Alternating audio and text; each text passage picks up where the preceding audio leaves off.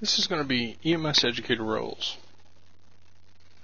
And topics we're going to discuss in this are going to be EMS Educator specific roles, and this is going to talk about the different jobs in education.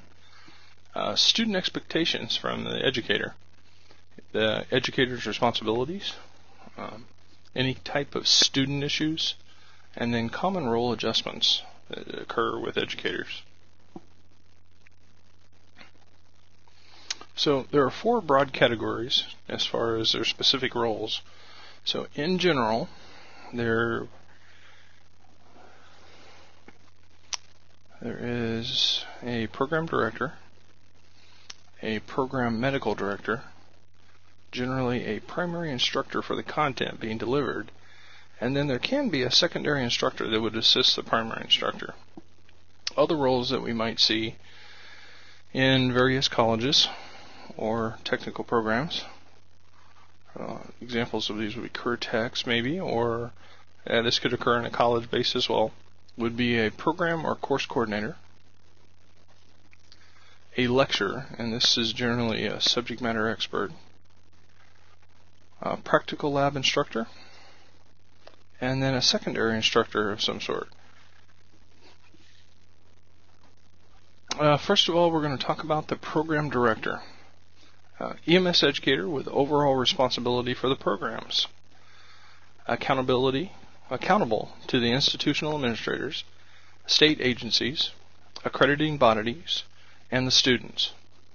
They are responsible for getting the program approved by the institution, and this would be the actual college, changing curriculum, and the state or local regulatory agencies. And this would, for us, this would be the State Department of Health. And accreditation bodies whenever necessary, and this would be COAMPs. Securing the facility, equipment required, any supplies that would be needed for instruction, the actual instructors themselves, clinical and field training sites, and the general overall funding for administering the course. Assure the quality of the instructor and complying with all regulatory and accreditational standards. Now, with COAMPs in this picture, there are several other accrediting standards now that have been applied besides what comes down from the state. Now, probably what we'll see in the future is that the state changes its legislation or changes its rules so that the accrediting bodies match more. And then this would be Oklahoma State Department of Health taking some of what COAMPs would suggest and applying them to the general overall picture of EMS education. Program medical director, responsible for medical oversight of the program, reviewing and approving the curriculum that is actually being taught, monitoring either directly or indirectly the quality of instruction, assuring terminal competency through monitoring, testing, and program evaluation. So at the very end, the medical director will assure that they are competent at the end of their education program. And this is done not only through taking a look at their test scores, an example, or their psychomotor scores, but also as far as looking at the overall program and how do they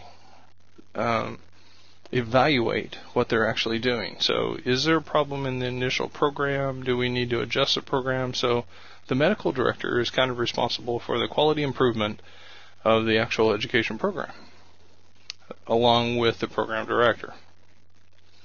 The primary or lead instructor.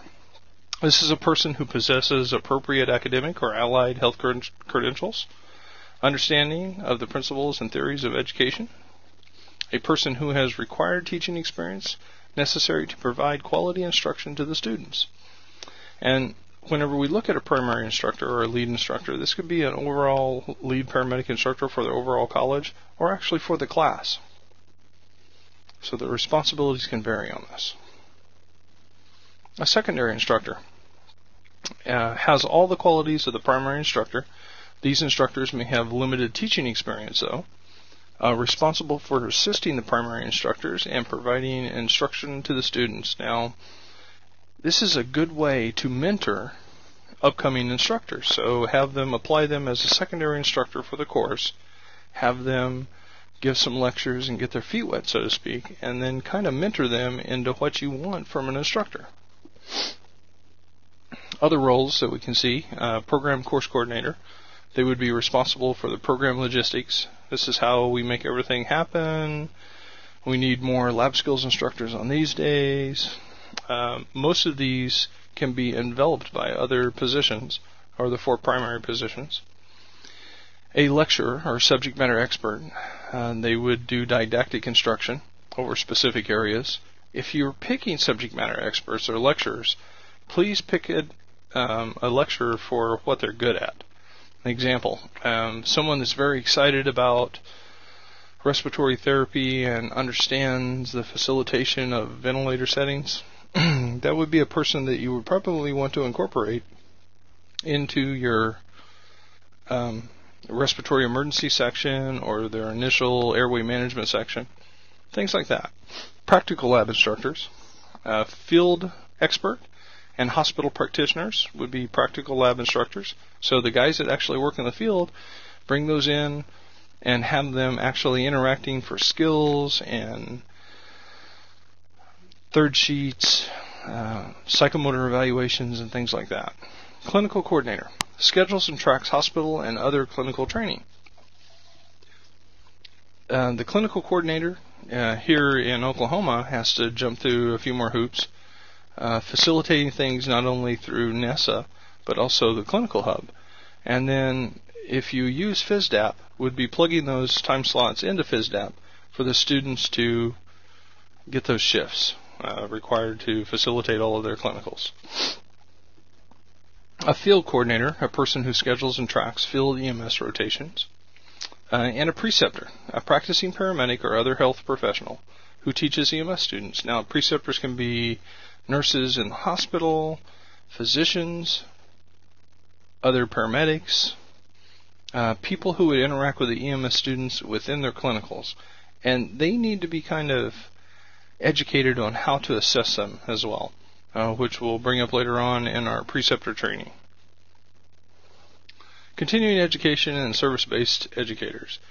These are in-house or service instructors, and they assure continuing competency of all the employees. They also may remediate the employees as well. So the employee, these are often intertwined with the quality improvement process. The employee did not perform an ACLS skill appropriately and needs some re-education on it. That might be all that's required. Identify their weak areas, strengthen them up on it, and turn them back out into the pond, so to speak. Student expectations of the educator. All students have expectations of the instructor. The educator is expected to convey professionalism. The students expect educators to have the ability to communicate the course. Instructors lose the ability to do this, or lose the ability to communicate the course, by the following. And that would be forgetting the overall content, appearing nervous, appearing self-conscious, inappropriate outbursts of laughter. So something that's not really funny and you just keep going on and on and on. Appearing overall self-conscious, not about your appearance or maybe your delivery of something. Appearing nervous, that you can't put two words together, all thumbs, if you so to speak. And then overall forgetting the content. Most of these are pretty self-explanatory. Students expect instructors to provide uncomplicated and straightforward views of the course and all essential materials. Very simply, your job as an instructor is to take the very complex idea and break it down into something very simple that is easily consumable. Educator's responsibilities. Prepare for the class. Develop materials to stimulate class discussion and learning. Order and operate equipment. Develop class materials and handouts. And participate in professional activities. As far as preparing for the class, if you have pre-planned scenarios, this would be an example of this, that you can actually pull from and use and have outcomes that are approved, either from a higher level, your physician that teaches with you, or something that seems logical from maybe a higher level paramedic or a paramedic that has more field experience, if you will. Order and operate the equipment. Be sure you understand how to use all your equipment. If a new piece of equipment comes in, become familiar on how to use that. Nothing loses confidence more in the instructor whenever you're all thumbs on a specific piece of equipment. Developing handouts and class materials. Just because you delivered the course one time doesn't mean that you may have to change the course the second time that you deliver it, depending on what type of learners you have in the class. Instead of packaging this thing up, we should have multiple packages to where we can dabble and dip into each one of these depending on how our students learn. When developing class materials, it should take you about 3 hours of development for every 1 hour class that you deliver. So if you deliver a 3-hour class,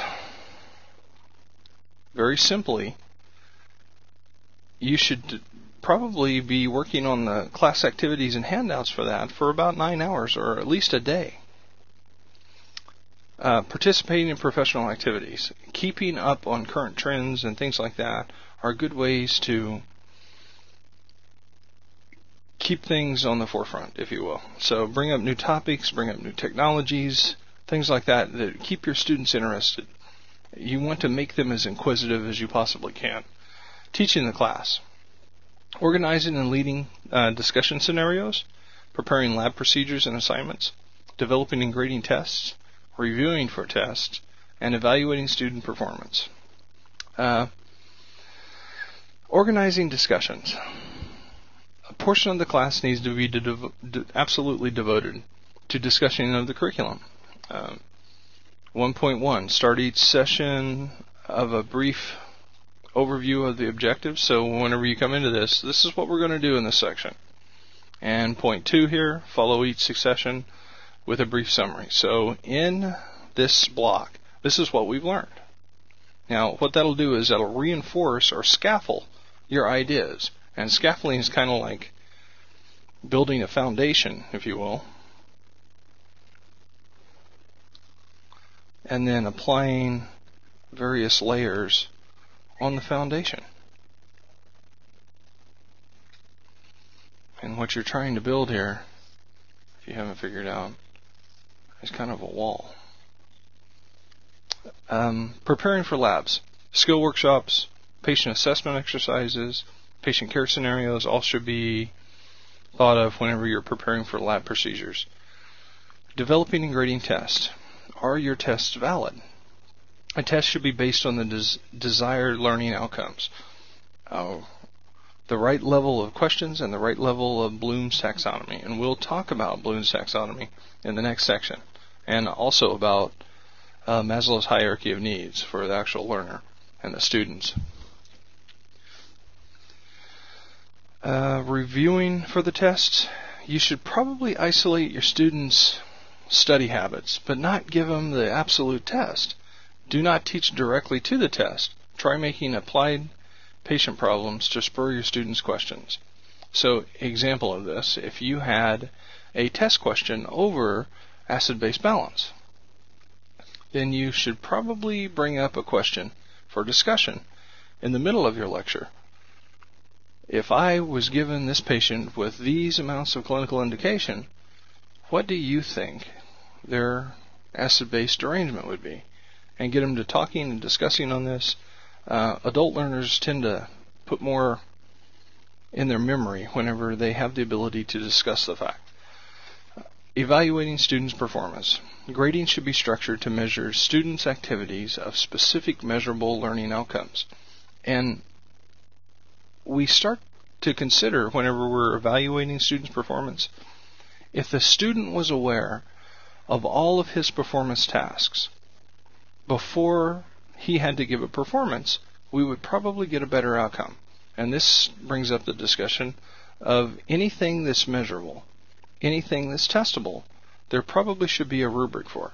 And what a rubric is, and we'll talk about this here just a little more, a rubric is essentially something that is a grading criteria that is standard. So no matter how many times the student sees it or is tested on it, this will always be the standard. Educator's responsibilities continue. Administrative tasks and duties, and these would be things that as an instructor you may be required to do. Hold instructor meetings, develop a budget. How much is it going to cost us to do this?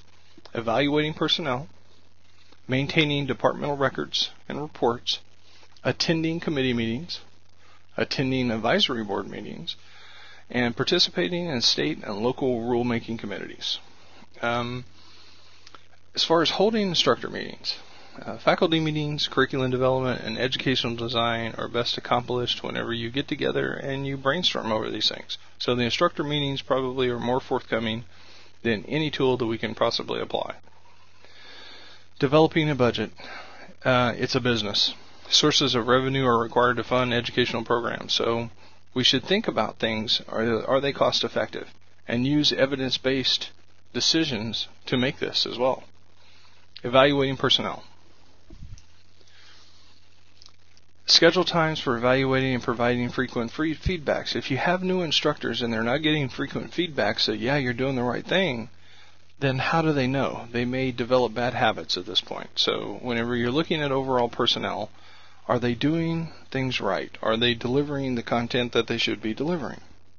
Are they being an effective educator? Please give them feedback on that. Constructive criticism.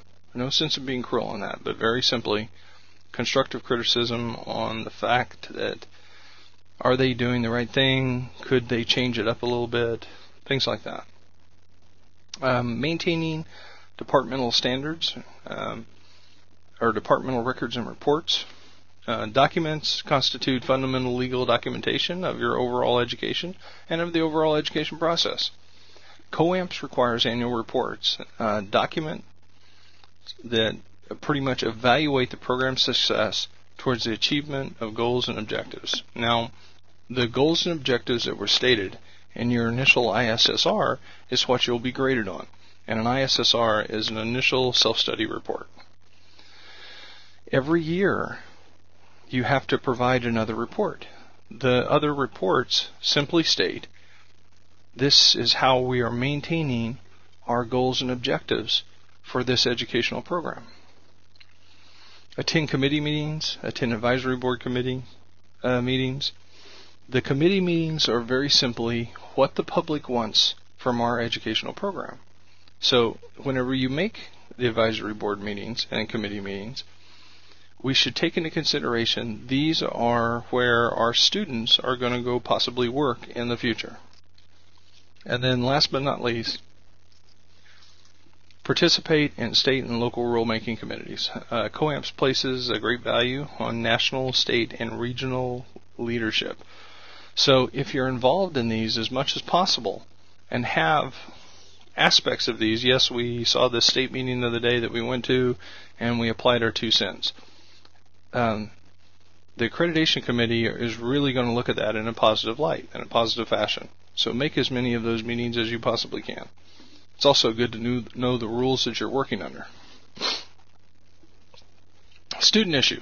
Student conferences, student advisement, referring students to other offices, counseling students on personal issues, motivating students to complete assignments. Conferences. Students should be able to consult privately with their instructors. Clear guidelines need to be established of how to reach the instructor outside the class. As far as student advisement goes, student need advisement in all 3 domains, and there are 3 domains. There's cognitive, psychomotor, and affective. Cognitive is essentially their didactic information. Psychomotor would be their skill set. And then affective is their behavior of how they actually work. And we'll talk about those in detail as this progresses. The use of a grading rubric is a powerful tool whenever you're doing this, as far as student advisement goes. The rubric is essentially, again, a table that clearly defines the grading criteria for the given task. So whenever you apply a rubric, it is pretty much the rules of engagement for that test. Referring students to other offices. Consider following up. Remember, we'll talk about this in the next chapter, pedagogy versus andragogy. We never know where a student is. They could be in a child learning set, or they could be actually in an adult learning set, and this depends absolutely on their development.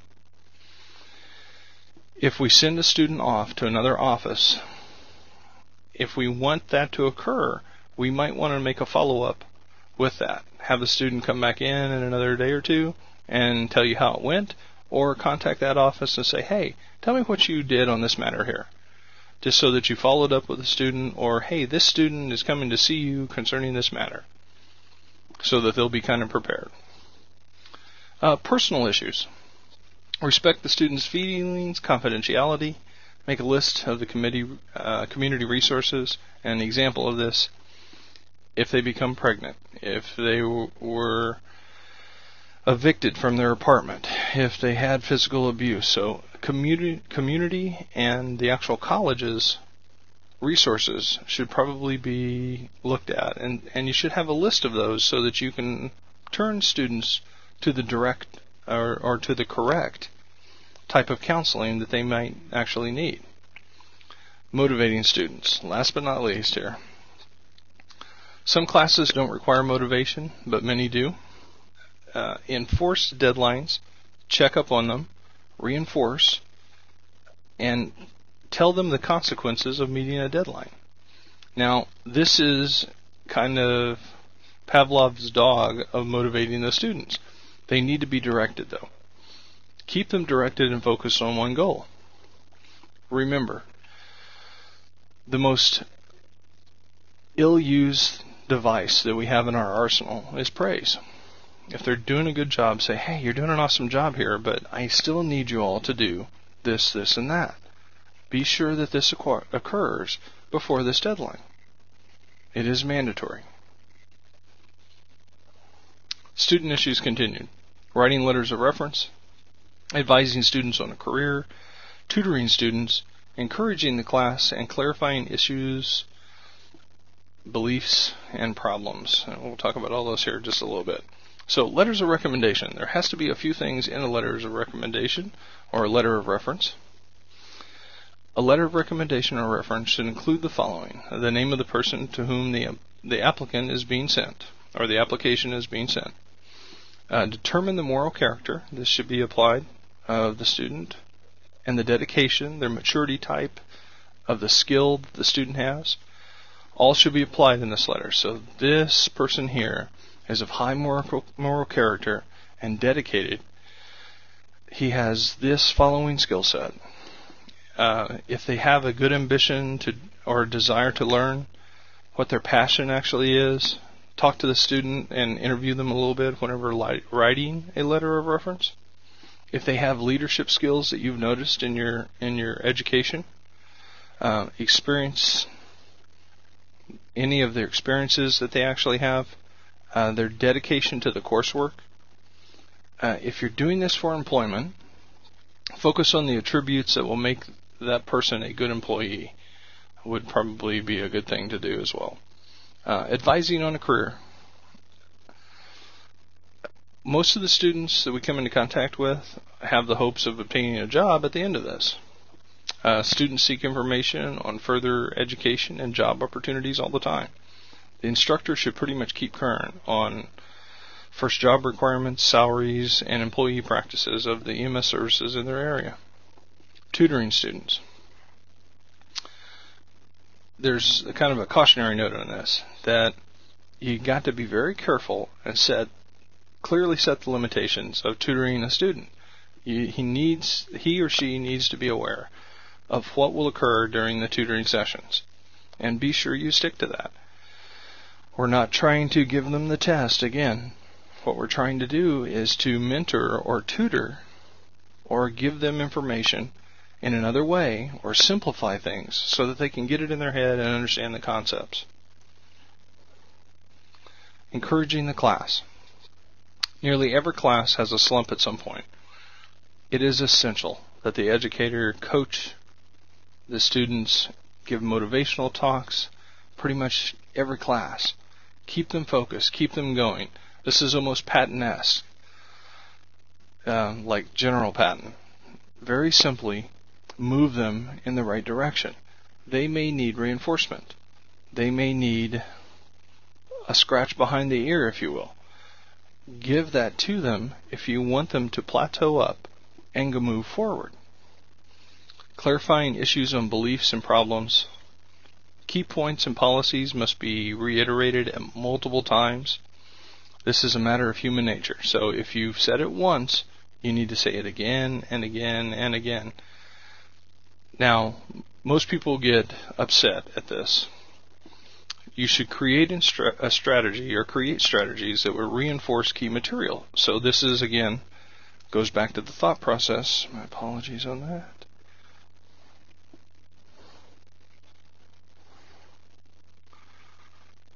Of scaffolding.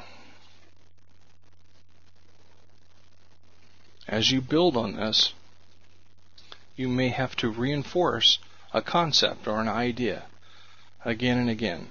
A good way to do this is to change up the education. Start a discussion group. Do games. Do scenarios. Talk about case studies. How would you have applied in this? Get them to where they really understand the concepts.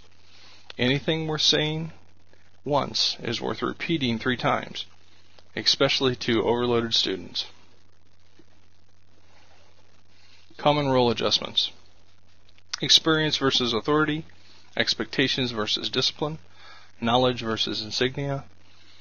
Goals. And this would be a firm grasp versus cookbook. Experience versus authority. Older educators rely more on experience rather than authority. Very simply, you can have all the authority in the world, but unless you make your sales pitch and get them inquisitive and have them buy in on what you're teaching, you are pretty much a salesman. You need to sell your ideas and your concepts. Expectation versus discipline. Seasoned educators inspire students to follow and obey by their professionalism, the expectations of leadership, rather than a badge of authority that will maintain order in the classroom. You get them to buy in on what you're actually teaching. They will become self-disciplined at this point. Knowledge versus insignia. There's not a rank or a uniform in the entire world that will make up for a lack of knowledge on your part. A firm grasp versus cookbook. Very simply, you should not take a prepackaged education material. You should do the work yourself. If you have your own teaching philosophy rather than a bunch of lesson plans in a cookbook, this is going to work a lot better. It's more guided and it's more attuned to the way that you teach, rather than I will take part A and part B and apply it. You should have parts A, B, C, D, E, F, and G to accommodate your students and their different learning styles. But all of the parts should have been built by you if you're delivering it. It is paramount that educators be well-grounded and comfortable in the content that they're teaching. Be sure and remember that teaching is a team sport. Secondary instructors can be a valuable addition to any class. New educators must seek a balance between teaching obligations and personal commitments. Very simply, know your material. Spend the time. Prepare. If you have any questions concerning this, please feel free to give me a call. My name is Roy Smith. I can be reached at smithr@emsa.net or 405-219-7613. Thank you.